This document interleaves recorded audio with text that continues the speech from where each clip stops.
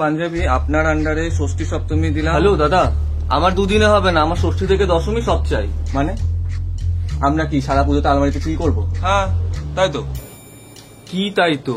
নিজে তো সারা বছর মার্কেটে উড়ে বেড়াস, আর এই যে তুই অফিস ডিপার্টমেন্ট পুরো নিজের আন্ডারে নিয়ে রেখে দিচ্ছিস। আমি তখন কিছু বলেছি আপনাকে? আর দিচ্ছি তো, চতুর্থী আছে, পঞ্চমী আছে, নিন না। দেখুন, একজনকে সব দিন এরম ভাবে দেওয়া যাবে না, ব্যাস। কই একা, একদিন আমার মেজো ভাই ধুতি থাকবে, একদিন আমার ছোট ভাই পাজামা থাকবে, আর এমনিতেও আমি শাড়িকে ভাই প্রমিস করেছি এবছর পুজোতে শুধু আমি আর ওই। কিন্তু শাড়ির সাথে প্রেমটা আলমারিতে হ্যাঙ্গারে ঝুলে ঝুলেও করতে পারো গো। পাঞ্জাবিদা বলছি, শাড়ি বৌদির বোন চুড়িদারের নাম্বারটা পাওয়া যাবে? এ আরে আপনারা থামুন তো, এভাবে হয়? আর আপনার তো তাও একটা দিন তো ফিক্সড আছে, অষ্টমী তো ফিক্সড আছে আপনার, বাকিদের তো সেগুলোও নেই। মানুষ যেরকম চাইবে সেরকম দেবেন পরিষেবা। ঠিক আছে, মানুষজনই ডিসাইড করে। যান, এখন যান যান।